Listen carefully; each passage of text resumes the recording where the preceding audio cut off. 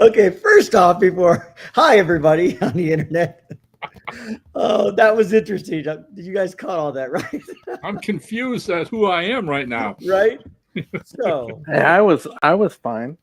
right. I might Yes, be. you were. I think Guys, I was the only one. did you see Hey, that Brett. intro, Brent? Hi, everybody. So, I'm Jose Fuentes. This guy over here is Ron Fortier. Other side. Hey. Dave, we got correct, and Brent. Hello. Our intro Still was got a little, few bugs in the new yeah. intro that we got to iron out here. I think Very they nice. was it I mean, it looked and sound really spiffy, but hey, let's match up the face to the name. well, maybe it's just a game for the viewers to try and figure it Try out. to solve. Sure, that makes. Guess the creator. We're nothing if not entertaining over here in Silverline. So tonight we were talking about the launch of Capetown #2, which I'm pretty sure this guy wrote. And All right. Yes. that will be going live in about 30 minutes or so, 28 minutes. But before Brent, let's fill some time. How did your week go? I know you had a good weekend. Yeah, I did. I got to hang out with some people. I sold some comics and took the cash and immediately blew it at the convention. Everything is as it should be. That's right. We were at Daytona Beach Comic Con this weekend, and it's always a blast to do it. It's I believe Roland calls it our home convention, Silverline's home convention. It's just we get a pretty good section of tables and go there and I want to say peddle our wares. It's usually what I say when I go to a convention, but really do. I mean, I for one had some returning friends that came and picked some stuff up as well, and it was a good time. Yeah. So It's fun to see people who really are interested in independent comics. right. And Right. I mean, the big two are always just kind of out there sucking all the energy out of the room. But there are some people who resist, and I'm like, yes, let us get to meet those people. Right. And if you haven't been to Daytona Beach Comic Con, it is a comic book specific convention. There's a couple celebrities here and there, but most, I want to say 90% is comic book vendors, comic book creators, you know what I mean? Independent people just, pushing their own story, which we obviously Silverline, Brent, Ron, you know what I mean? You guys write independent stories. You guys write stories that you want to read, stories you want to tell. I like doing artwork on said books as well. Yeah. I remember seeing Roland's video that he posted, was it Saturday morning or whatever, with you guys at the tables and everything, Yep. right? And it looked like everybody's having a blast. I'm definitely putting it up there on the list of a show I have got to make one of these days. But I've always known, and even prior to Silverline, that there are quite a few small time comic publishers in Florida. Yeah. It's got a lot of creators. And I didn't realize that. It went right over my head until later that afternoon. I jumped back on Facebook or something, and suddenly, who was there? But one of the guys who's been doing independents for the last 40 years, and that was Bill Black. Bill Black, yep. And AC Comics, Florida centric. I mean, comic books, independent, all those great little films they self-produced and everything else. All right, so it looked like a really, really great show. And hey. Yeah, it's definitely fun. It's definitely, like I said, if you haven't been there, you should at least do it. Put it on your list at least once. That is the show when I keep every so often I'll mention about doing a convention and having Tim body slam somebody through the table. That was the show that we tried to make that happen. We tried to body slam Pete. Like, if someone buys every book that Tim has on his table, like one of every book, then Tim will body slam Peter through the table. We had no takers. but you never Mm. know. It might Never know. happen. Peter fled the country, if I recall. He So sure did. Fled the Yeah. country and left his banner. If you guys pay attention to Tim TK when he's hosting our stream, he has Pete's banner behind him. So yeah, Ron, how was your weekend? Whoa! My weekend was kind of busy. Got a couple of things that are dropping, which I'm kind of happy about. It was like one of those days where all of a sudden I'm getting artwork in from several of the different projects I'm working on right now, which is always really great news. I'm doing something with Dave, a thing called the Black Terror, for Ben Dunn and Antarctic Press, and old time comic pro Del Barris is the penciler artist on the project, and he turned in a couple new pages on the project this week, which absolutely blew me away. Rob Davis and I are putting together another prose anthology of Sherlock Holmes short stories, and Rob's doing all the interior illustrations. Nice. So he sent those along to show me some of the new pages he's done. Rob and I get a real kick out of all that. We've been doing the Sherlock Holmes books now for almost 10 years, and we've done 20 volumes of Consulting Detective. They're all available at Amazon, right? And in each volume, Rob does a minimum of 12 black and white illustrations for the stories we have, the short stories and novellas and whatnot, all right? And I argue all the time that I think right now he is probably the living artist who has done the most number of Sherlock Holmes illustrations under his banner. Because, I mean, again, 12, times 20, I mean, that's a heck of a lot of Sherlock Holmes illustrations, right? And it's a passion. It's a job. It's a love for him because he loves the character. And he, every time we put together a new book, he goes nuts reading the stories and doing the illustrations. So it's done with a lot of love and a lot of, so that was pretty much the weekend. The weekend was putting stuff together and getting it done. And I almost forgot, but I've got to mention this, okay? Because you guys will get a kick out of this. I know you will. My wife and I live with one of our boys. Right, my son Alan and his wife. All right, when we first moved out here to Colorado, they were living someplace else, and we all got together to move into this home that we bought together. And at the time, our grandkids here were living with us, but they're adults now. They've gotten their own apartments. My granddaughter got married last year. Her and her husband live down the street, whatever. So it's pretty much myself and Valerie and Alan and his wife Nicole. All right. Well, over the weekend, they planned a getaway weekend up in Estes Park, which is right behind Fort Collins here. And so they rented 2 cabins, one for the kids. The 3 of them had one cabin, and Al and Nicole had another cabin. And I'm trying to think, they took off Friday morning, and they were gone all weekend. And I'm like, Valerie and I are like, hey, we're all alone. How quiet was the house? The last time that happened, all right. But it was nice. It was nice. Just she got to spend more time in the kitchen, just making something special for us Saturday night, all right, and a little bit of wine, and just enjoying our time together like that, So it was really a nice weekend. That is super full. Listen, sometimes the down days are just as good as yeah, you got to recharge your batteries. You have to. Mm-hmm. Yeah. Then this afternoon, sure enough, midday, here comes the car, and we can hear family dog barking his full head off, and they're back. Right. Okay. Hi, Pops. Yeah, right. Anything happened? Everything all right? Relax. All right. What's up, Dave? How was your weekend? I'm pretty packed. A lot of stuff. Yeah. A lot of work. Yep. That's cool.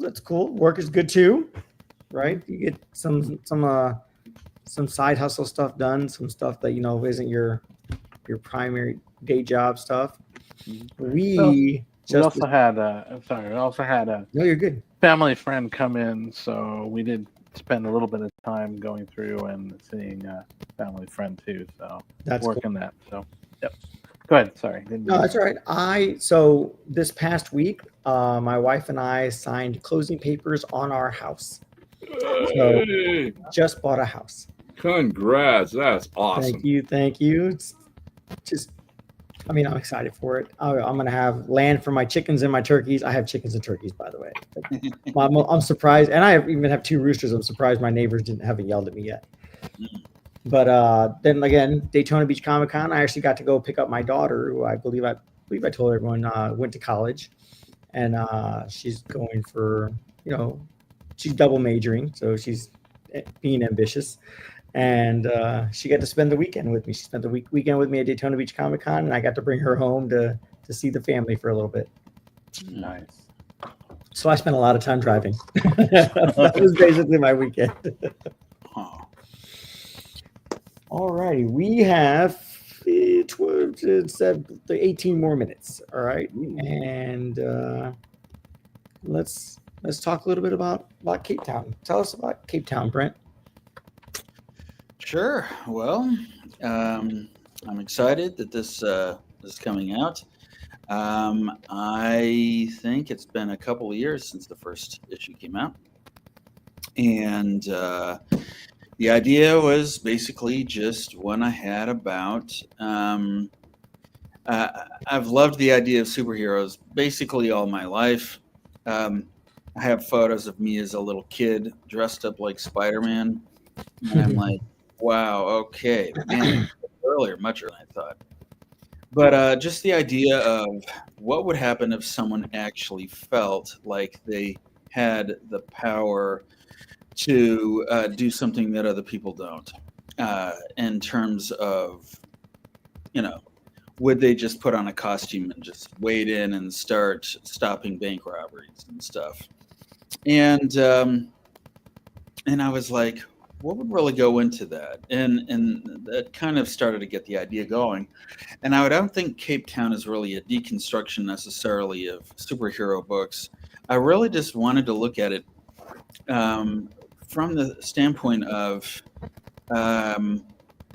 what would happen if, for one, if you could wear a costume in public, and what if there was a place where you could wear a costume in public and people would not immediately think you're a sex offender, basically, or trying to sell phone plans or something like that.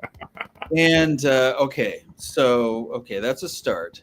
But what if, in the midst of everyone enjoying wearing costumes and pretending to be a superhero, what if a small group of them actually got powers and could actually be superheroes?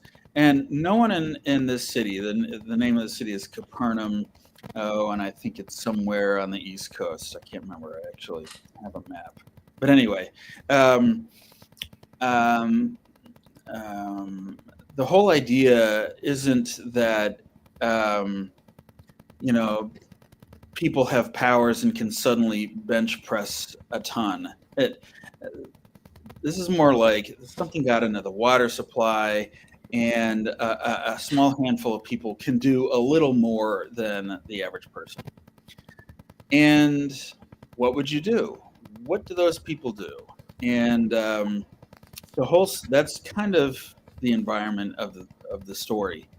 The story starts in issue 1, where we talk about the fact that there were a group of people who were superheroes, and then within a couple of months, they all just kind of disappeared.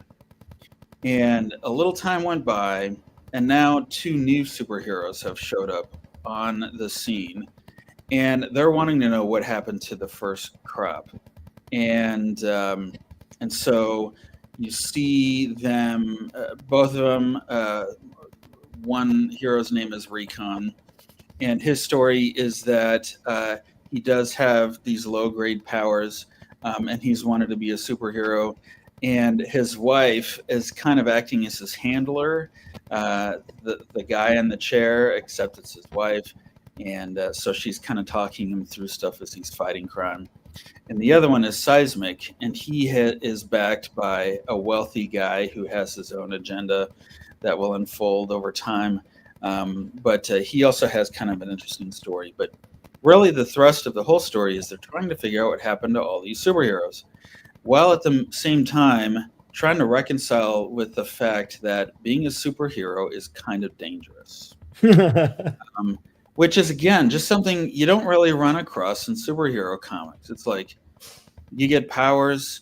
What happens? Well, first you somehow you get a costume. I mean, where do you get a costume? I still can't figure out. Like Spider-Man.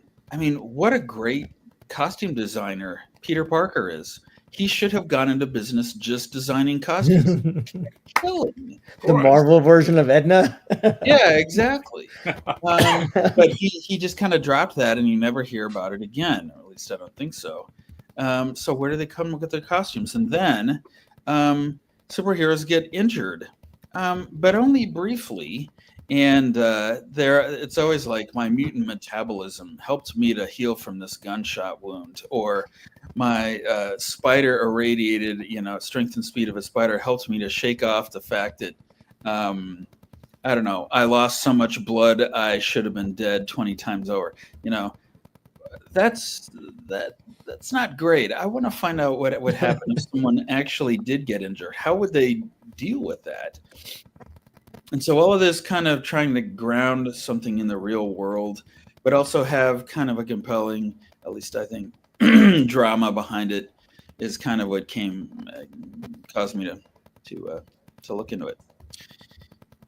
That's kind of it. Alrighty. Awesome. I'm biased. You know what? I'm gonna go ahead and show the campaign, even though it hasn't gone live yet. I'm gonna go ahead and show the campaign. There we go. Look at that. Yes. So Recon is the one with the towhead, and Seismic is the guy in the armor. Seismic is that dude. I'll be honest. I saw the first issue and a couple of the art pieces for it, and that dude looks scary. Yeah, Justin did a great job with the art. Yeah. Basically, you have a lot of the same tropes, which is two heroes in the same room who don't know each other. They will immediately start to be in conflict. And my first thought is, why? Why are heroes always wanting to beat on each other instead of the villains first? And I took a little bit of a chance to unpack their stories and why they would want to be that way. And again, it's just fun to take all these preconceived ideas about superheroes and try to just put a little bit of a different spin on them. And it's fun. I should add too, like I said, this isn't really a deconstruction of superheroes. And part of the reason for that is because I feel like the market is glutted with those, and they're all almost universally dark and depressing. And The Boys is the primary example that comes to mind, and the show, which I've seen, and which is compelling television, and also just really like, really, man, these people are all awful. I mean, there's no one really good in the show. In fact, they occasionally have someone perk up with a sense of, we should try to be good people, or we should try to forgive. And then the show will immediately try to take that point of view and undercut it as being foolish or unrealistic. Right. And that always bothered me, because I am not going to make the argument that I think human beings are inherently good, because I don't believe that's true. But I also think that humans make choices to do the hard thing and be good to their fellow human beings often, not all the time. That's not an argument for, we're all actually just basically wonderful people at heart. But there is a sense that we want to try. And I think I I wanted to capture that sensibility in this comic book. there are people. Yes, I know firemen and policemen get salaries. They are not, their motivations are not fully altruistic. On the other hand, they could have all been accountants or, worked on a road crew. Instead, they chose to put themselves in harm's way. When 9/11 happened, the firemen ran into the building when everyone else was running out. They didn't have to do that. It didn't make any sense. But the fact was they saw a need and they went for it. And I kind of wanted to capture that spirit a little bit here. So that was another motivation behind the whole thing. All righty.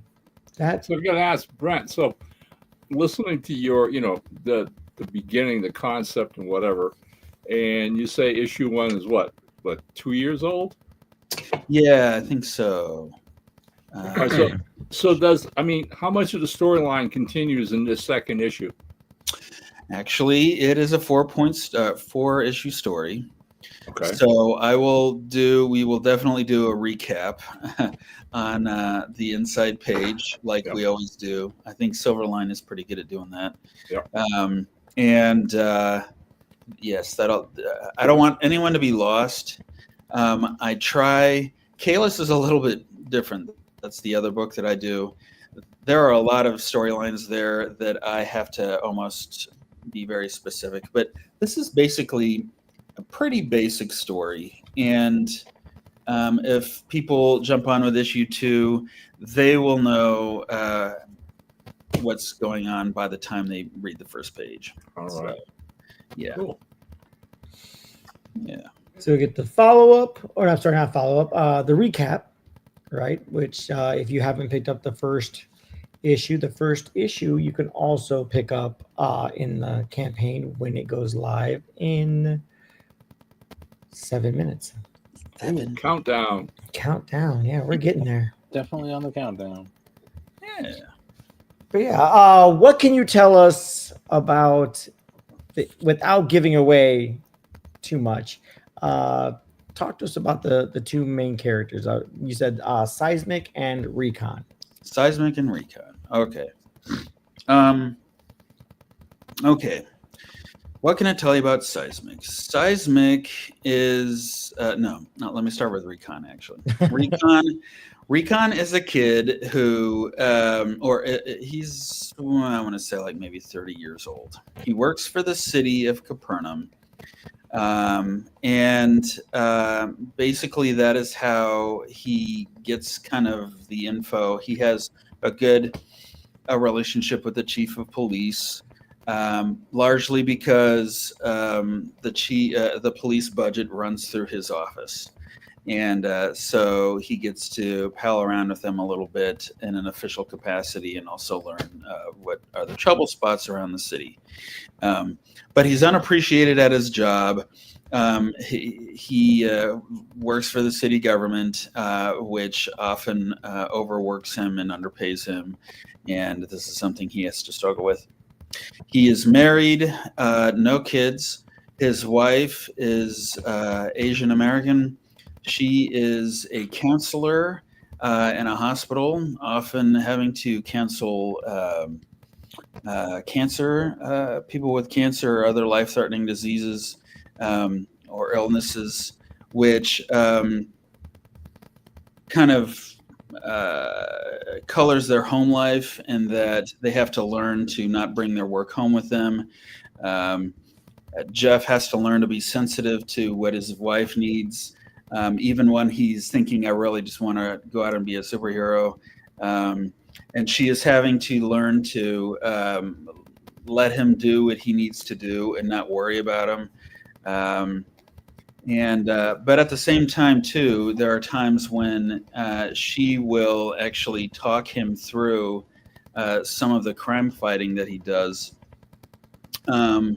So really, I wanted to build in this idea that another trope that I've seen in comics is a married superhero. Often his home life directly conflicts with his superheroing. In this case, I was wondering, what would it look like if it was a husband and wife team and they were actually both on the same page? that she wanted him to be a superhero, and he wanted to be a good husband, and not just be a superhero all the time. And so I would explain it this way. It's like, what would happen if you are being a superhero and your wife called you and said, have a good time, but when you're swinging home from being a superhero, can you pick up some soup, please? And you know what? It totally made sense to me. So Seismic does not have crazy powers. He's got some invulnerability. And he doesn't have a lot in the way of invention. So he swings around on a line, and it kind of takes him a long time, which is funny because that's when he meets Seismic. And they kind of meet each other early on in their superheroing endeavors. Seismic actually is an African-American guy who runs a martial arts dojo in downtown Capernaum, and who is serving his community in that way, but also has a wealthy benefactor. And I don't want to go into that too much. Issue 1 kind of lays out why, and I suppose I could just tell you, but no, I'm just kidding. Okay, so Seismic was another superhero in a previous iteration, and when all the bad stuff started happening to his superhero friends, he basically faked his death, and this became he hung up his cape for a couple of years and then came back as another guy, and this time he has the wealthy backing of a wealthy businessman in town, and so he's the guy who's decked out with all the tech. He's got the Seismic mobile, or I can't remember what I call it, but anyway, so he's out doing his Batman thing, and so they're both, when they get together, Seismic says to Recon, "You're a rookie and an idiot, and you will get yourself killed." And Recon is saying to Seismic, "You're not really a true believer. You're just doing this because it's fun and you get to play with toys." And so they kind of have to, as they're investigating this disappearance of the heroes, they have to try to learn to put their preconceived notions of each other aside, and a grudging respect starts to develop. So, yeah, that's probably a good lowdown on it, guys. Great. I am going to attempt to play this video. Okay, I haven't seen that video. Let's see if I can make it happen.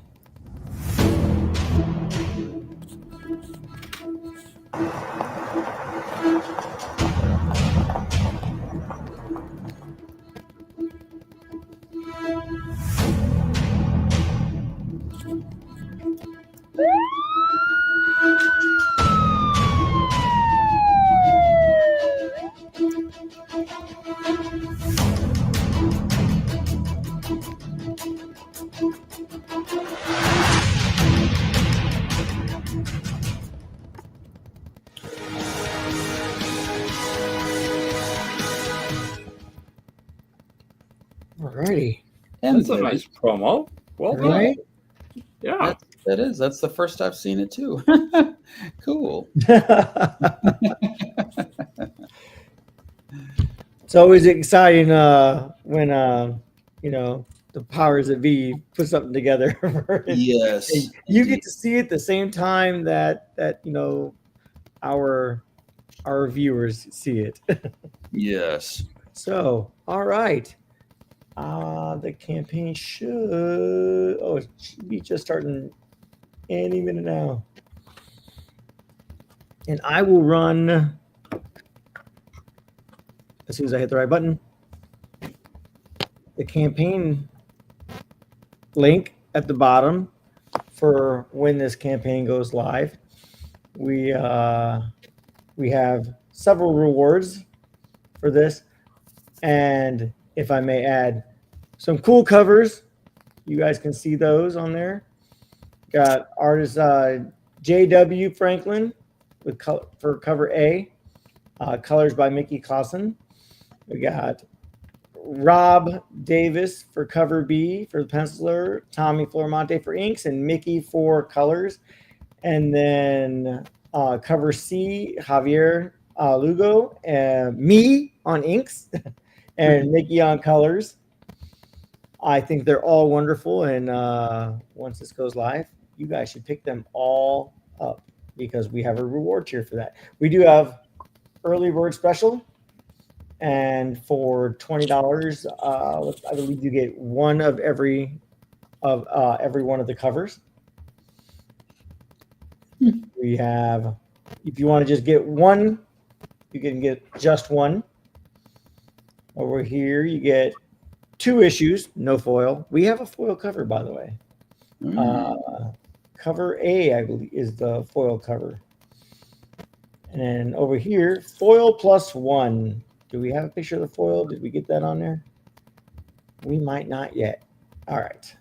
As I scroll super fast. But cover A, right over here, I don't think you can see. Yeah, cover A is going to be the foil cover, I believe. And so the $22 plus shipping, foil cover plus 1. $25 is a completist where you can get all the covers. And then we have, let's see, you can add on a physical copy for Capetown #1. So you don't miss out on the beginning of the story. Like, even though it's a crowdfund for issue 2, you can still get the first issue and keep your collection complete, up to date. $5. We got Capetown #2 digital, and $8 you get Capetown #1 and #2 digital. And look at that artwork. Look, it's a Dean Zachary cover. Just think of it this way: it's much cheaper to go back and get Capetown #1 and read that than it is to fly Brent to your house to have him read it for you. True. That will be very, very expensive. So That would be fun. Yeah. I mean, if that's the route you want to go, I think Dave just said that Brent's gonna have to make that happen. So keep your bug out bag ready to go, Brent. Well, my travel rate is yeah. Right, and he'll read it to you as a bedtime story. Sure. I don't fly coach, by the way, on jobs like this. So. Right. He only has green M&Ms. He needs only green M&Ms. Yes. Schweppes ginger ale. Nothing else. Right.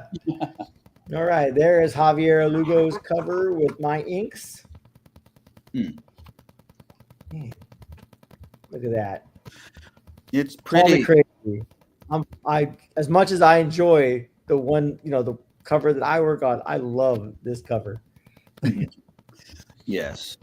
That is Righteous Might, which is the group of superheroes that was together until they all retired and or disappeared. So under mysterious circumstances? Under mysterious circumstances. The plot thickens. Yeah. Look at that. And then the inks for it. Nice. Really nice. Yeah. That came out real good. Yeah. Who did that? Inks on that? Tommy Flormonte. It's almost like he knows what he's doing. He's only been doing it for a minute. Oh, look at that. El Jefe says the campaign is live. Woohoo! Woohoo! Whoop, whoop, whoop, whoop. All right. There are the usual suspects for this book. Look at those guys. Yeah. You know, I feel like I look like I have a bad spray tan in that. It's the lighting, right? It's the lighting. Yes. All right. Brent Larson, the writer. We got J.W. Franklin. I feel he went to the Cuber School. He may have been a Cuber School graduate. I don't remember for sure, but I'm fairly certain. wonder if Roland would know. Roland knows everybody, so he would definitely know. I make that argument all the time. Every time we're at a convention, when he starts talking about people, he is a QB. Look at that. Oh, I should probably click on that so everyone else can see that. He is indeed a QB. Yeah, I thought so. So I recognize his picture, as funny as that sounds. And I'll explain that one later. Because I have one of those as well. And I love it. It's one of my cherished possessions. And then Mickey Clausen. If I'm saying that right, Clausen. Doing colors, and we all know Mike W. Belcher, letterer extraordinaire, artist for the masses. That guy is just a cool cat, man. Like, he's such a great person to meet, such a great person to talk to about comics and art in general. I'm a fan. Oh yeah, I mean, Mike's such a great guy and super talented. Right? Oh, yeah. The nicest dude, and his son is the nicest dude and knows way more about comics than I do. It's so cool to just sit there and chat with Aiden. Like, it's crazy. All right, Roland also said, "I don't know everybody." This guy's modest. He knows everybody. I didn't know Mike designed the Capetown logo. He did. Oh, let's get that on there. Hefe says, Roland Mann says, Mike also designed the Capetown logo. I didn't know that either, Brent. I think there's several Silverline logos that Mike has indeed created. That guy's, like I said. Yeah, he did the logo to Beyond the Stars. Yes, he did. And the new logo to Chivalry, which is still in production. But it'll knock your socks off when you see it.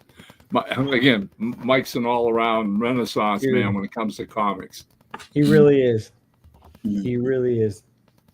So yeah, there is the crew, the people, and if you are collecting for creators, look those names up, because there are some people that do, and I didn't know that until this weekend. I didn't know that people collect creators, not necessarily just comic books in general. Because I collect Detective Comics, even though I want to say I rarely read them. I still read them, but I never get to them on time. Like, when they come out, it's always, I'll get back to it. But I've been collecting Detective Comics for so long. It really is the only big name mainstream book that I actually collect. Everything else, it's for the past, I want to say 4 years in my collection has all been independent stuff.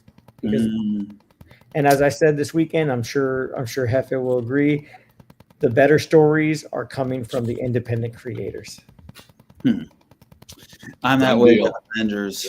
I made a deal with myself a long time ago that Avengers is the only book I would ever buy where I would even buy it if it sucked.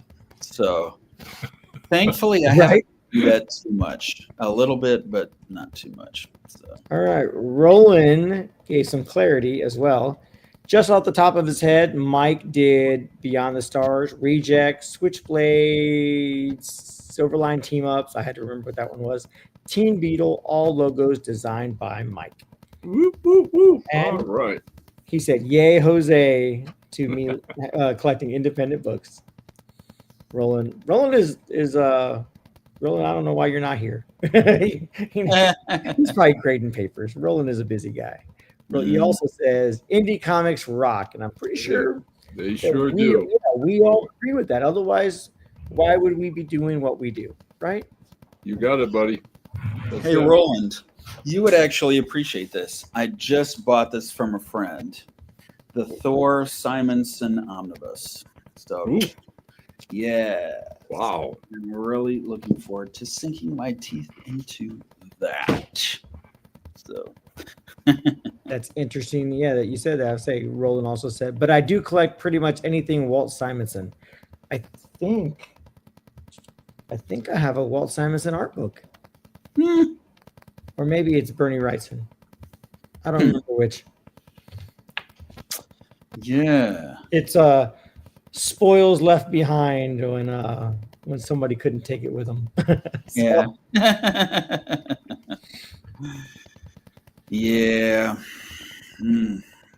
Well, All right. So we're gonna go ahead and scroll back up. Oh, before I do, there are also original pages that you can get. The original cover art you can pick up. Look at that. The pencils, Rob Davis's pencils. Come on, guys. You guys need to scoop these up quickly. Look at that.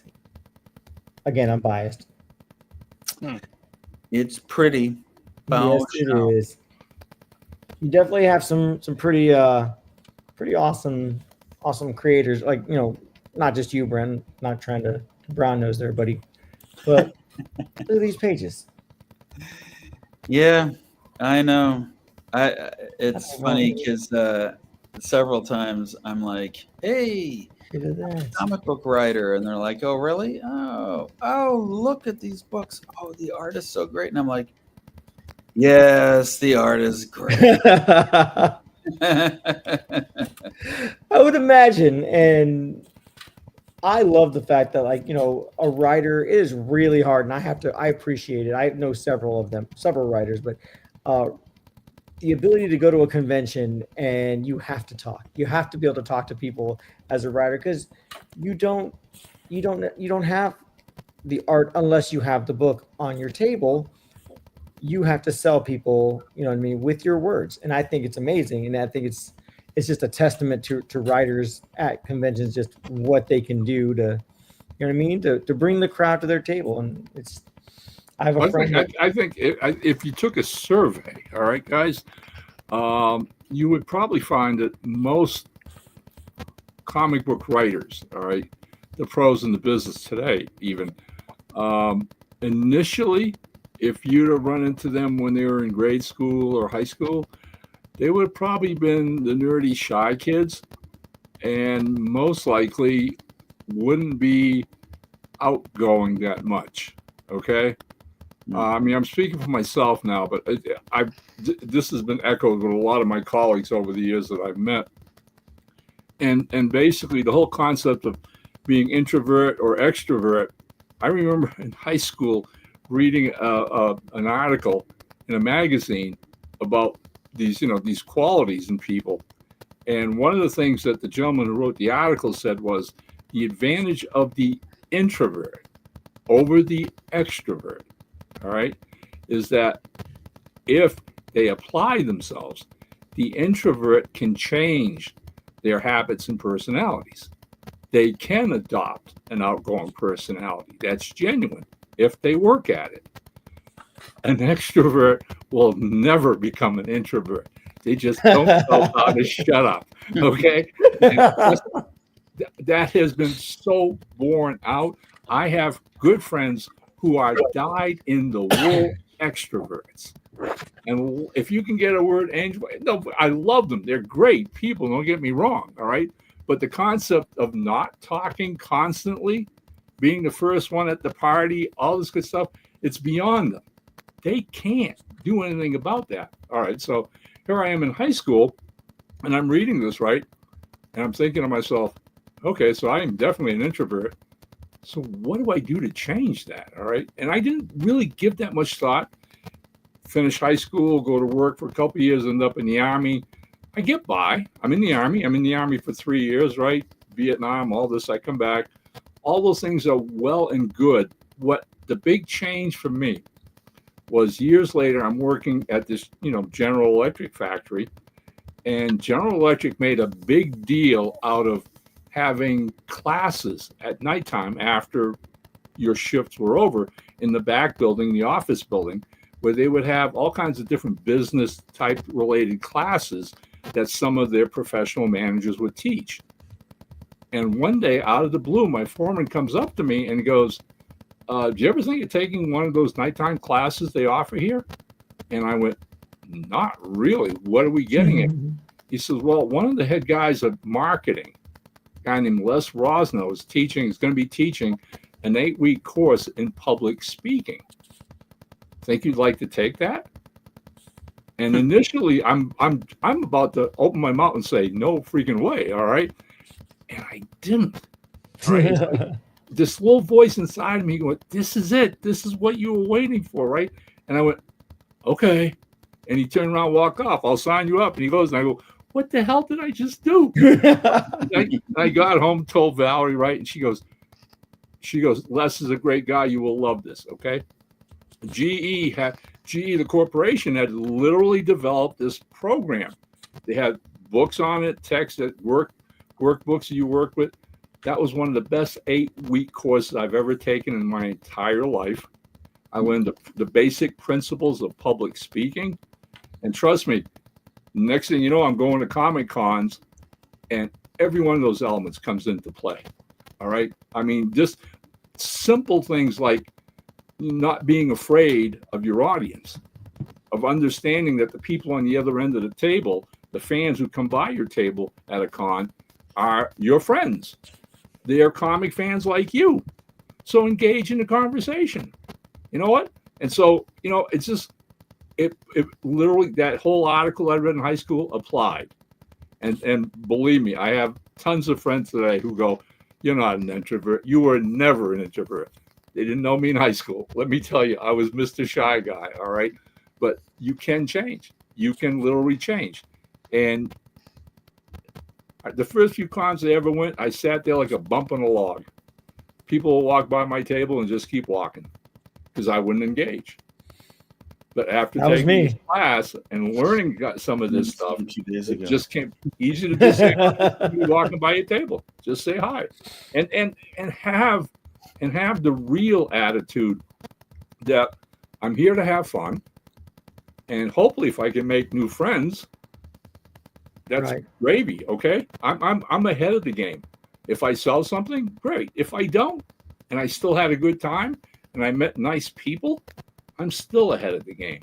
So literally it becomes a case of don't be the extrovert, don't be the used car salesman who people come by and they grab them. Here, buy my comic book. It's great. You're going to love this. All right. Blah, blah. No. Hard sells do not work. But when fans see that you as a creator are also a fan, just like they are, and that you like comics and you love comics. All right. It's so easy to go one-on-one. And hey, 8 out of 10 times, they won't leave your table without saying, well, let me look at this. And they'll pick up a copy of something just to have you autograph it because they've just made a new friend. Yeah, that's pretty much it. That is kind of the funny thing with independent comics, too. Uh-oh, did we just lose Jose? Whoa. That's going to be fun. Yeah. Well, the funny thing about independent comic creators is they have to almost play up the simple fact is that we all are comic fans. Yep. I'm not really, I can't impress anyone with my body of work because it's not huge enough yet. And it's not like I've made a ton of sales, but really I can just say, hey, I thought I'd try my hand at writing a comic book because I just love them so much. And I think people actually resonate with that. So. Oh, totally.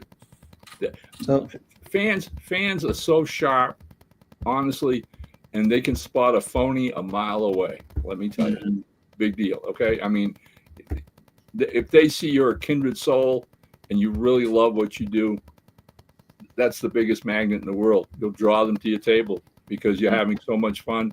People stop by me at a con and go by and, how you doing? And I'm like, I'm at a Comic Con. I'm doing great. Right. All right. I mean, yeah, this is the most obvious question in the world. I'm at a Comic Con. This is great. I love it.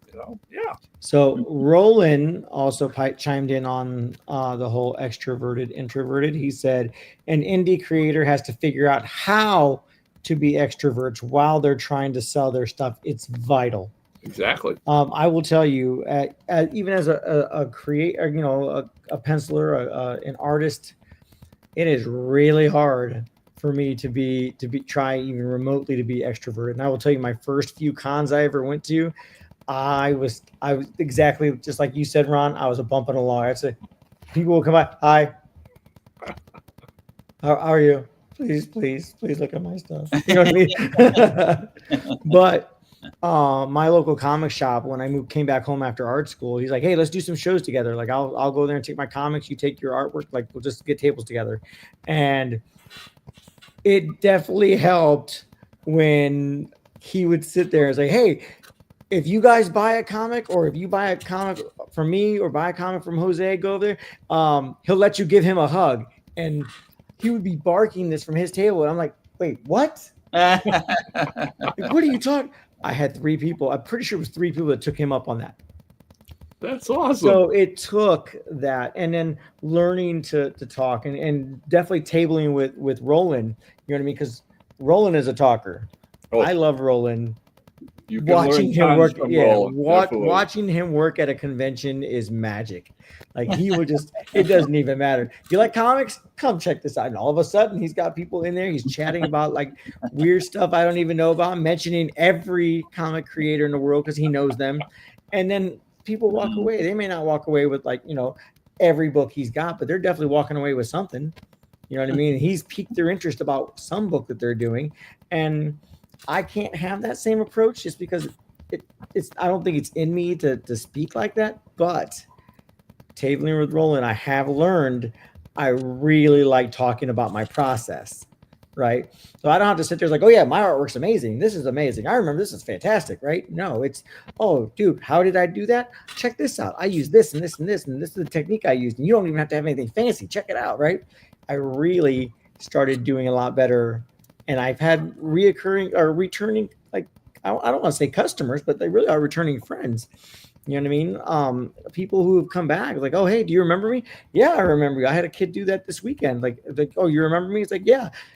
And I didn't even bring up what he bought off me. I was like, "I remember you. Yeah, we were talking about college. How's college going?" You know what I mean? I had at a SuperCon, I had a kid that came and talked to us at Daytona Beach Comic Con. He came back to the con to tell me how great, like, what I told him motivated him, like it moved him to, to really help push him into his second year. I was like, man, that's the greatest thing I could ever hear at a show, to me anyway. So, all right, let's see. Let's refresh the screen again. I've been refreshing it periodically. We need to get some backers in here. Come on, guys. Oh, we have one backer already. Whoa. Look at that. Thank you. Thank right. you. There you go. Get the ball rolling. Oh. Huh. Oh, Roland. Oh, Roland's so nice. Roland said, "Jose, you are doing great. People love you." I don't know about love, but I do appreciate them. And he said, "People love to hear about your process." I was like, and I think I get several new creators, like new artists and whatnot. And maybe not new is the wrong word, but like aspiring artists that are like, "Oh, like, this is what you do." It's like, "Oh yeah, listen, I went to school for it, but school didn't teach me some secret technique to be a comic book artist. It really was just repetition." Like, I think it was like my first 5 days, my first week, I had to have like 3 to 5 pages of pencils done. You know what I mean? It's repetition. It's doing the work over and over and over again. When people say, "Oh, you just have to keep drawing every day," that's legit. That's fact. Keep drawing every day. Yep. And it's the same with writing. Right? Anyone Keep who- writing every day. Yeah. Keep Just- working. You gotta do it. You can't just say, "I have a natural talent," because I thought that way, and now I'm like, I think I was really fooling myself. Really, if I've been able to up my game at all, it's just because I've found a way to keep going. Right. But yeah. But look what keep going has led to. It's led to, Kalis. It's led to, Capetown #2 being crowdfunded. I mean, not to bring, actually to bring it back to the campaign.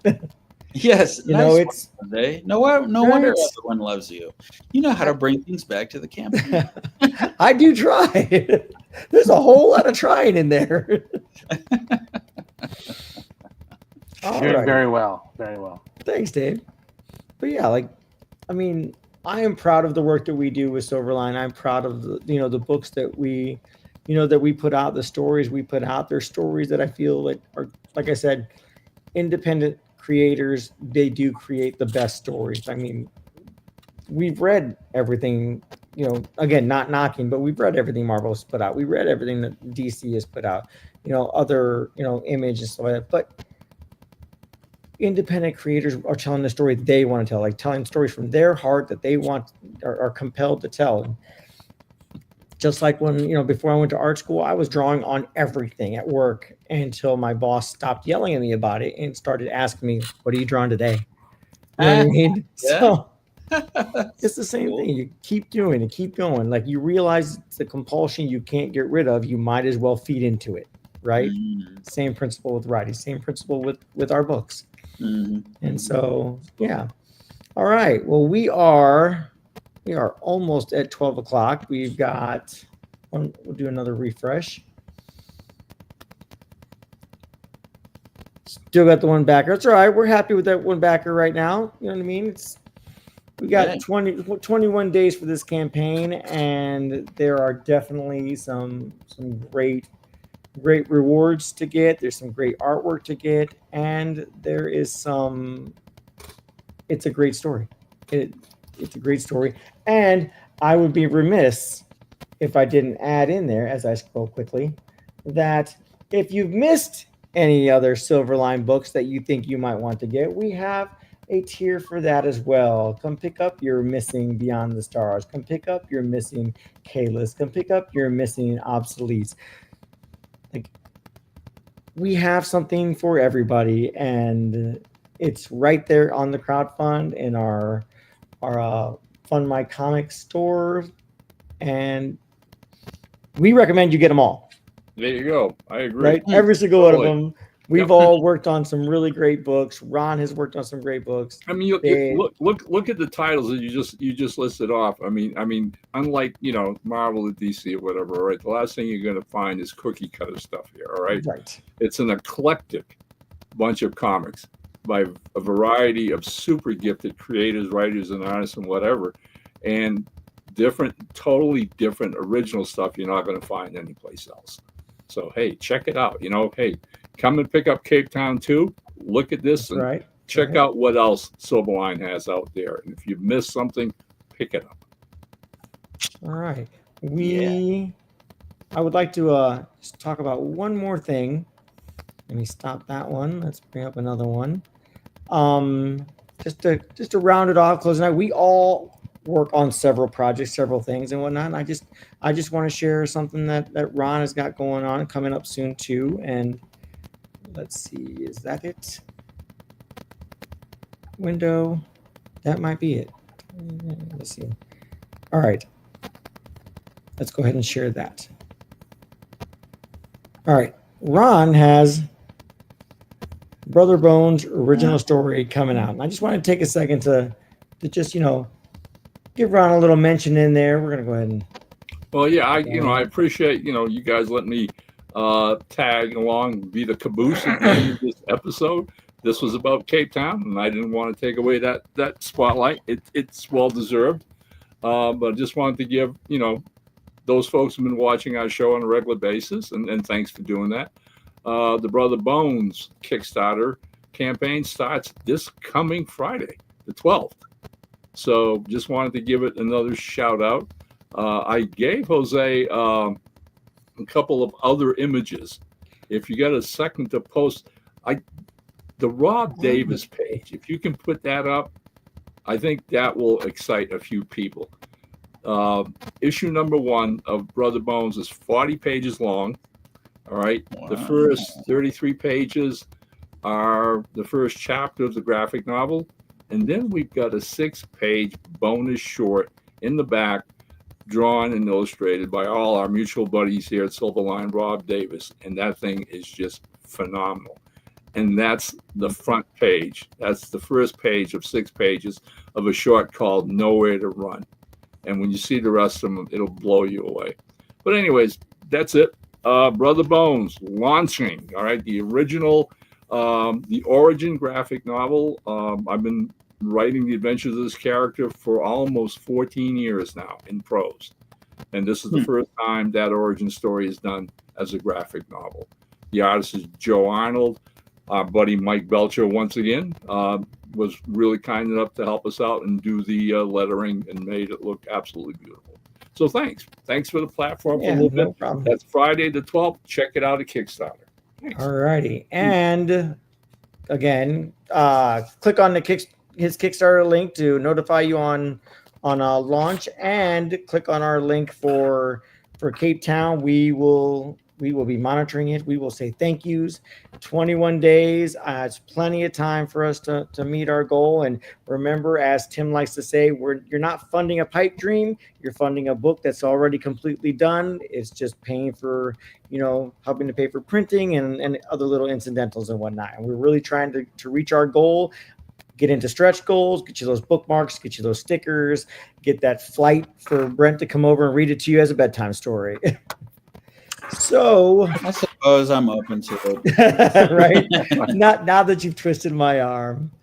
All right. Well, we have been That Silverline Show on Tuesday. Check out our other streams. We have Wednesday Whammers coming on tomorrow at 9:00 Eastern Standard Time, and Silver Sunday at 8:00 Eastern Standard Time. And until that time for everybody, and next week, make mine Silverline. Hi, I'm Dave Dorman. Make mine Silverline.